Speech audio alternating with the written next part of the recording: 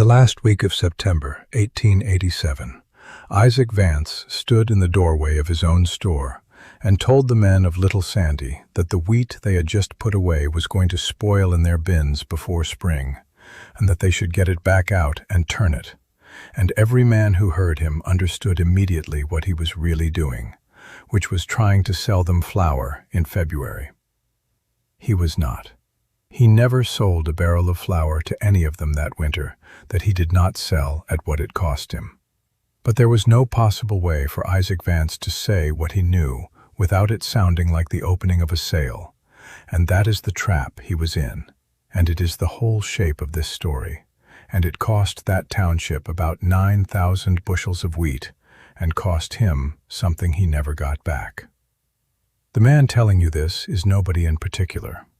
My grandfather kept the mill at Little Sandy, and I have his letters and the store daybook that came to our family afterward, and I have wanted for a long time to put down what actually happened there, because Isaac Vance has a name in that county even now, and it is the wrong name. To understand it, you have to understand what a country storekeeper was, and it is not what the word suggests. He was not a shopkeeper. In a settlement like Little Sandy in the 1880s, with the nearest town of any size 31 miles off, the store was the bank, the post office, the freight depot, the news, and the credit system of the entire district. Isaac Vance carried half that township on his books from planting to harvest every single year, and had done for 11 years. A man got his seed and his coffee and his nails and his wife's cloth on Vance's book in April, and settled up in October when the crop went, and if the crop did not go, he did not settle up, and Vance carried him another year. That is the first thing. The second thing is what he bought and sold, which was grain, because grain was the only thing that district produced, and the store was the place it was sold. Vance bought wheat from the farmers and shipped it out by wagon and then by rail, and made a small commission on it, and he also sold back flour and meal to the same men later in the season. So he handled that district's grain twice, going out and coming back, and he had done it 11 years running, and he knew things about stored wheat that not one farmer in that township knew, because a farmer stores his own crop once a year. And Isaac Vance had handled several hundred separate lots of it from several dozen farms across more than a decade, and had seen every way there was for it to go wrong. Now, the summer of 1887, it was a wet one. Not a disaster, not a flood, just wet at the wrong end, with rain through the second half of August and into September, and the wheat in that district came in late, and it came in damp. I want to be careful here, because this is the technical heart of it, and it is the thing those men did not understand, and cannot really be blamed for not understanding. Grain is alive. That is the fact underneath everything. A kernel of wheat in a bin is a living seed, dormant but breathing, slowly, and how fast it breathes depends on how much moisture is in it and how warm it is. Dry grain, properly dry, breathes so slowly that it will sit for years and be fine. Damp grain breathes fast, and breathing produces heat. So a bin of damp wheat warms itself. It does it from the inside, in the middle of the mass, where the heat cannot escape, because grain is one of the best insulators there is. And as it warms, it breathes faster, and breathing faster makes more heat, and the thing runs away with itself. And in that warm, damp dark, you get mold, and the mold makes more heat still, and the grain cakes and crusts and goes musty and sour, and in the bad cases, it heats to the point where it will scorch, and men have had bins burst into flame from nothing but wet wheat and time. And here is the part that made it invisible, and the reason nobody believed Isaac Vance. You cannot see it, not for months. The top of that bin looks perfectly sound all autumn. You can walk out to your granary in November and put your hand on the surface of the wheat, and it is cool and dry and beautiful.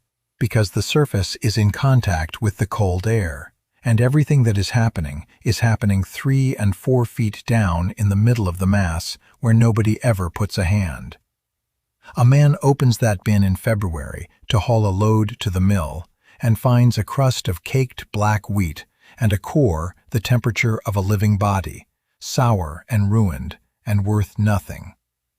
Isaac Vance had seen it happen 4 times in 11 years to individual farms.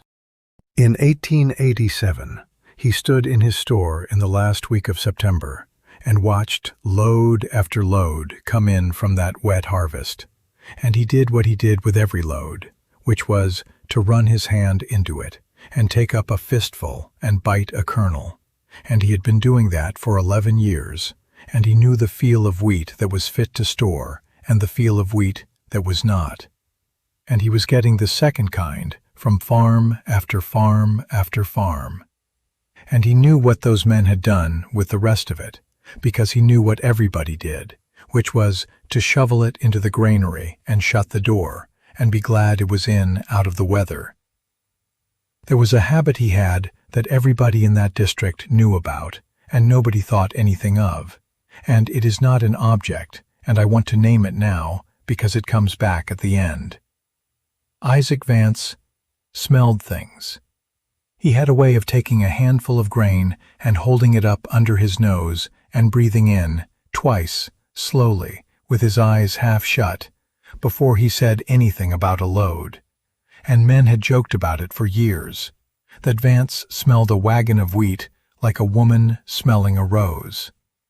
What he was doing, and what nobody understood he was doing, was checking for the first faint, sweetish smell that damp grain gets before anything else about it changes at all. It is the earliest sign there is. It comes weeks before heat you can feel, and months before anything you can see. And Isaac Vance had trained his nose on several hundred lots of wheat over 11 years, until he could catch it in a fistful in a doorway. He was smelling it that September in nearly every load that came in. It is worth saying how a storekeeper came to know a thing that farmers did not, because it was not schooling and it was not a gift. And Isaac Vance told my grandfather the whole of it once, over a winter evening, and my grandfather wrote it down. In his second year in that country, 1877, Vance had bought a large lot of wheat from 3 farms on speculation, which is what a young storekeeper does when he wants to get ahead. And he had put it in a rented granary at the siding and held it for a better price. And he had held it too long and into a warm spring, and he had lost nearly all of it. It was his own money, all of it, about $600, which was very nearly everything he had at 28. And he had to go to a bank in the county seat and take a loan against the store to cover it. And he was 5 years paying that off. And what he did about it, being the kind of man he was to go and find out. He wrote to buyers. He asked every miller and elevator man he did business with for the next several years what had happened to his wheat and why. He learned about moisture and heating from men whose trade it was, in pieces, over about 4 years. And then he began doing what he did with every load that came through his hands afterward, which was to put his hand in it and his nose in it and note what he found, and to watch what became of that lot later if he could. 11 years of that. Several hundred lots. So the reason Isaac Vance knew in September of 1887 what those bins would look like in February was that he had once lost everything he owned to exactly that process, and had spent a decade making sure he would recognize it again. He never told any of them that. My grandfather asked him, in the middle of that autumn, why he did not simply explain that he had learned it by being ruined himself, which would have made him sympathetic instead of suspect. And Vance said that a merchant who tells farmers he once lost his shirt speculating in their wheat has not made himself sympathetic. He has told them he is a speculator, and that they would hear the word speculation and nothing else. He was probably right. That is the thing about the whole business. Every road out of it was closed, and he had thought about all of them. He told them. He told them badly, and he knew within about a day that he had done it badly, and he spent the rest of the autumn trying to undo the way he had said it. What he did on that first day was stand in his own doorway, with a scale and a ledger behind him, and shelves of goods on both sides, and tell 8 or 9 men who happened to be there that their wheat was too damp to keep and would spoil by spring.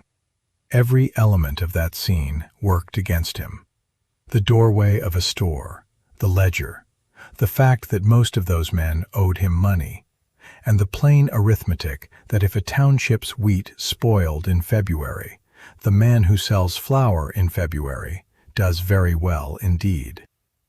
A farmer named Del Prine said it out loud within the hour, in the smithy, and it went around that settlement by nightfall. Vance wants us hauling our wheat back out and running it through his fanning mill for a fee, and if we do not, he sells us flour at his price come spring, and either way, Vance wins. That was not true. There was no fee, and he had not asked for one. But it was so nearly true, structurally, it fit so well, that nothing he said afterward could get out from under it.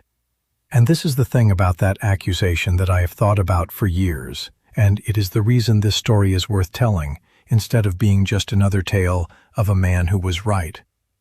Isaac Vance could not disprove it.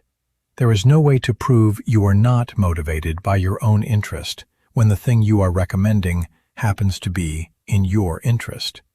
He could only have disproved it by being wrong. The first turn came in the second week of October, and it went against him hard because of the weather. There came a stretch of cold, clear, dry days, 10 of them, the kind of October weather that country prays for, and the whole district aired out. Roads dried, wood dried, and the men of Little Sandy looked at that beautiful weather and drew the reasonable conclusion that whatever dampness had come in with the harvest was going out again. Vance tried to explain that a bin does not breathe like a barn, that 10 days of dry air on the surface of a granary does nothing whatever to the middle of a mass of wheat 4 feet deep, that the very thing that keeps a bin cool in summer keeps it damp in the fall. Not one man in that township could have been expected to believe that. It contradicts everything sensible. Wet things dry out in dry weather. That is the most reliable fact in a farmer's world. He was telling them that this particular wet thing would not, and he had no way to show it, because the inside of a full bin is invisible. The second turn came about 3 weeks after that, and it was the one that nearly ended the matter, and it was his own fault. Vance, in his frustration, wrote to the agricultural station of the State College and got back a letter, and he was very pleased with that letter, and he made the mistake of reading parts of it aloud in the store. The letter was correct, and it was useless. It said what he had said, in careful language, about moisture content and respiration and heating, and it recommended, and this is the part that finished him, the grain of doubtful condition be turned or moved into shallower storage, or dried by artificial means where facilities exist. Where facilities exist. There were no facilities. There was not a grain dryer within 150 miles of Little Sandy, and there was not a shallow bin to be had.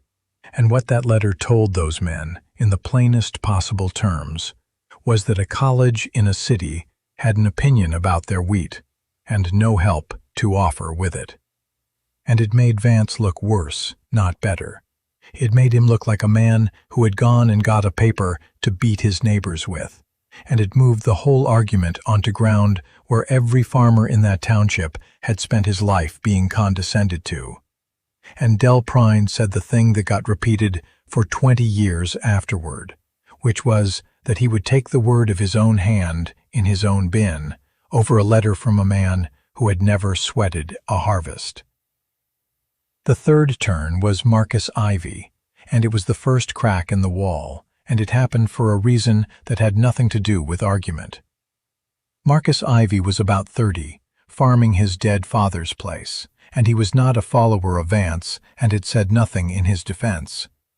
But in the second week of November, he had occasion to move some wheat out of the top of his bin to make room for something, and in doing so, he went deeper into the mass than a man usually goes, and he found that about 2 feet down, the wheat was warm. Not hot, warm, body warm in November, in a granary where the air temperature was near freezing. He came to the store and asked Vance about it privately, at the back, not in front of anybody. And Isaac Vance took him out to his own place that same afternoon and put his arm down into that bin up to the shoulder and told him he had perhaps 6 weeks. And Marcus Ivy emptied that bin. He hired 2 boys and he shoveled 1,100 bushels of wheat out onto a canvas and back in again, over 4 days, in the cold, turning it and letting it breathe. And then he did it again 3 weeks later, and his neighbors watched him do it and thought he had been talked into a great deal of work by a storekeeper. The fourth turn was the one that mattered, and it came from a direction nobody expected, and it is the reason a part of that township was saved. It came from the women. Because what had been happening all autumn, while the men argued about Vance's motives, was that the wheat that was closest to going bad was the wheat closest to hand, in the small bins and the household barrels, the seed wheat and the milling wheat that a family kept for its own use. And it was the wives who went into those bins every week for the flour barrel. And by late November, a number of them had noticed a smell. It was faint, and it was sweetish, and it was the exact thing Isaac Vance had been putting his nose into fistfuls of wheat to find since the beginning of September. They did not know what it meant. But a woman who has smelled her own seed wheat every week for 15 years knows when it smells like something else. And in that last week of November, 3 or 4 of them, independently, said so at home. And one of them, Cordelia Prine, said it to her husband, Dell, who had been the loudest man in the township on the subject of Isaac Vance. Dell Prine went out to his granary that evening with a lantern and dug down into it with a scoop as deep as he could reach, and brought up a double handful from 3 feet down, and it was warm, and it smelled sweet, and there was a faint gray bloom on some of the kernels. He did not go to Vance. He went to the mill, to my grandfather, at 9 o'clock at night, and asked him what it meant, because he could not bring himself to go to the store. And my grandfather, who had been quietly agreeing with Vance all autumn, and had said so to nobody, because he also sold services to those same men and knew exactly how it would sound, told him the truth. Dell Prine turned his wheat starting the next morning. It took him and his 2 sons 9 days. He saved most of it, and he lost about 200 bushels out of the center that was already too far gone. And he never in his life apologized to Isaac Vance, and he never said a word against him again, either. I have his daybook for that autumn, and it is the strangest document I own, and I want to describe what is in it, because it shows a man trying every door in a house that has no doors. The daybook is an accounts book, and most of it is what you would expect, goods and prices and names. But from the last week of September through to Christmas of 1887, there are entries in it that are not accounts, in the same hand, squeezed of the ends of days, and there are 31 of them, and I have read them all a great many times. They are a record of attempts. September 29th. Spoke to 9 men at the store, wheat. Badly done. Should not have done it in the store. That is the first one, and you can hear him realizing it as he writes it. October 4th. Rode to Haldane's and Kerr's. Did not mention flour. Kerr civil, Haldane not. He tried going out to them, one at a time, on their own ground, which was the right instinct, and he tried leaving out any mention of the thing that made him suspect, which was the flower trade, and it did not work either, because the men he was talking to were perfectly capable of supplying the flower argument themselves. October 11th. Offered to buy standing lots now, at fair price. No takers, made it worse. That one is the most interesting to me. What he was doing there was trying to remove his own motive from the argument by putting his money at risk. If he bought their damp wheat outright at a fair autumn price, then the spoilage would be his loss and not theirs, and his warning could not possibly be self-serving. It is a genuinely clever solution, and it failed completely. And it failed for a reason that tells you everything about the situation, which is that a man offering to buy your wheat right now, in a hurry, is a man you assume knows something you do not about the price. They read it as speculation. Two of them concluded the price must be about to rise. November 2nd. Showed Ivy's letter to 4 men. Prine says college. Others silent. November 9th. Proposed the mill. Vaughn and Kerr will not use another man's floor. That one needs explaining.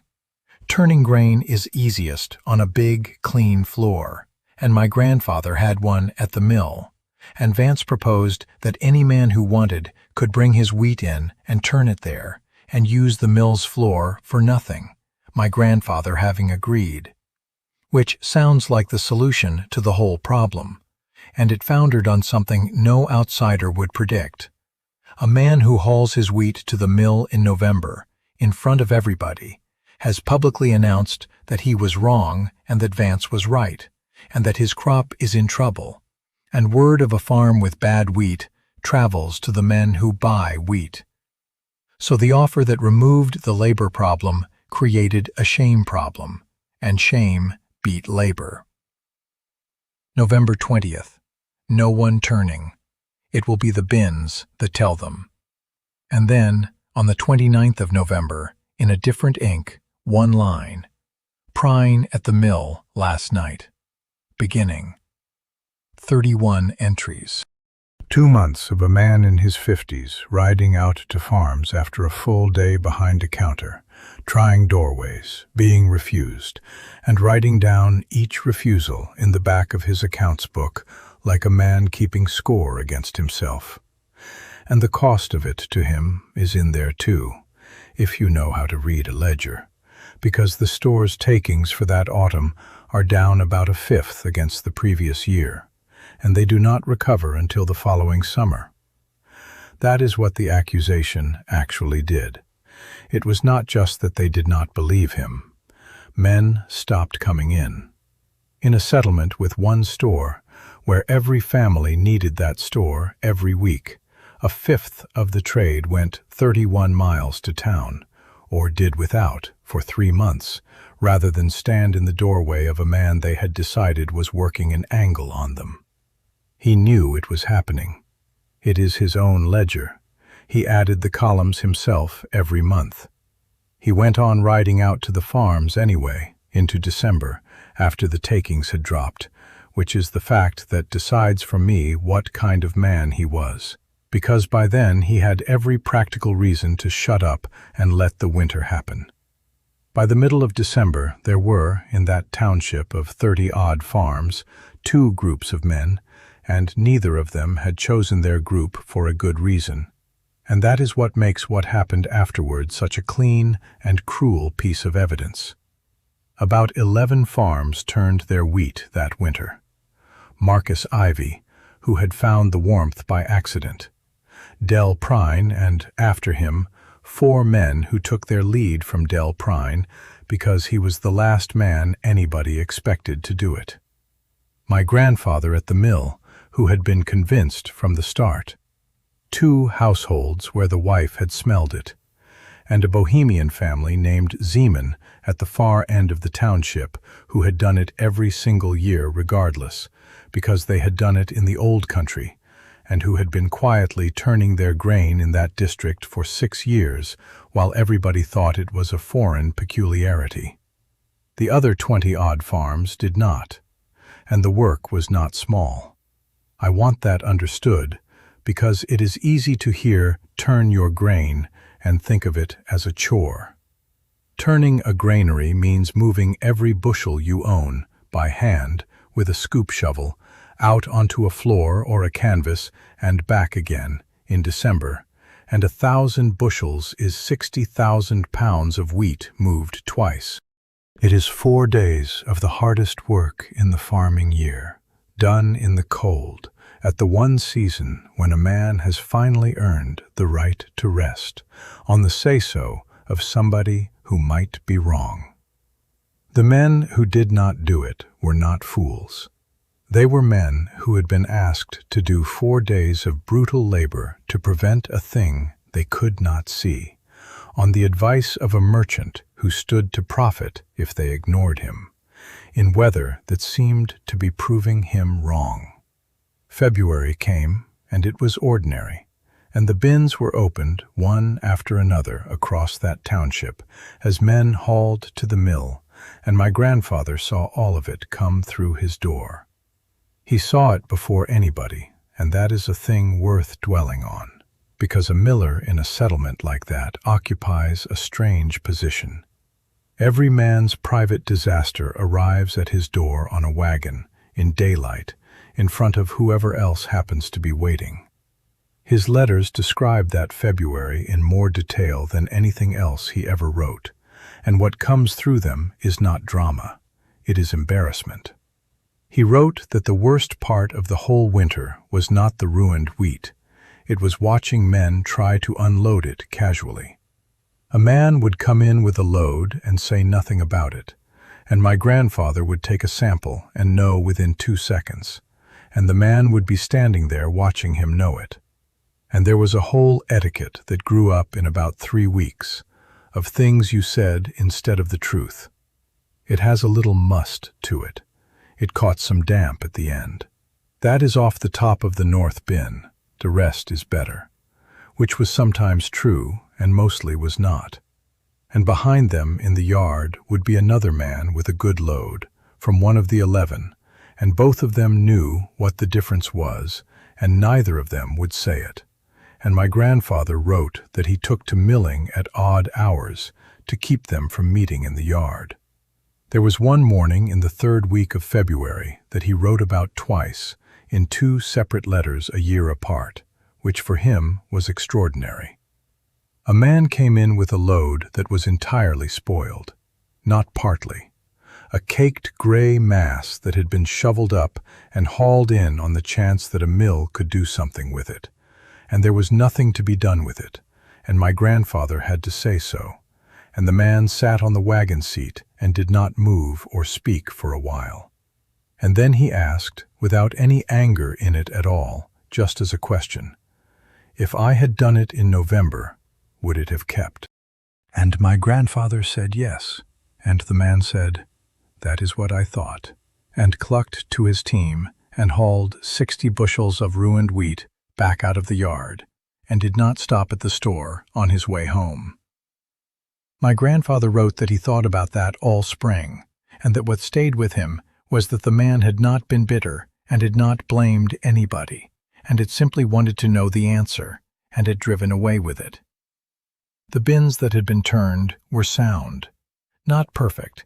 Several of them had a spoiled pocket somewhere, and Del Prine had lost his 200 bushels, and one man had a whole corner gone. But sound, mostly, and millable, and it made flour. The bins that had not been turned came in every condition from poor to worthless. Some were merely musty, and my grandfather milled them, and the flour was off but usable, and the families ate it and did not enjoy it. Some had a crusted layer a foot thick over sound grain, and the men chopped through it and salvaged what was under it. And some, perhaps 6 farms, opened their granaries in February and found a solid, caked mass, gray and black and stinking, warm to the hand in the middle of winter, that could not be milled, could not be fed to stock, and could not be sold. The county did not starve. I want to be honest about the scale of it, because these stories get told as though every failure is a famine, and it was not. Nobody in Little Sandy died of it, and nobody left the district over it. What happened was more ordinary, and in its way, more grinding. About 9,000 bushels of wheat, which was that township's cash for the year, turned into something that had to be hauled out and dumped, and the men who lost it went into 1888 owing for their seed and their groceries and their doctor, with nothing to pay it with. Which brings me to the thing Isaac Vance did in March, and it is the reason my family kept his daybook, and it is why I have gone to this trouble. Those men owed him money, every one of them. That was how the system worked, and by March of 1888, Isaac Vance was owed something over $2,300 by farms in that township, a good part of it by men who had spent the autumn telling everybody he was a swindler, and every one of those debts was now unpayable, because the wheat that would have paid it was in a heap behind the granary. He was in a position to ruin about a dozen families. Legally, cleanly, and with the entire sympathy of anybody who knew what had been said about him. He carried them. He carried every single one, at the same terms as always, into 1888, and for two of them into 1889. And he did not charge a penny of additional interest, and there is not a word about any of it in the daybook except the accounts themselves, carried forward in his hand, year after year. And he sold flour that winter at what it cost him, plus his freight. My grandfather's letters say so, and the daybook shows it. The man who had been accused all autumn of engineering a flour market took the one winter in 11 years when he could have made a fortune on flour, and made nothing on it at all. Now here is the part that surprised me when I first went through those papers, and it is the part that made me want to write this, because it is not the ending the story is supposed to have. Being proved right did not restore Isaac Vance to that township. It changed what people thought of him, but it did not give him back what the autumn had cost, and in one specific way it made things permanently worse. Because after 1887, the men of Little Sandy believed him, completely, about everything. And that turned out to be its own kind of burden. They began bringing him things, not just grain questions.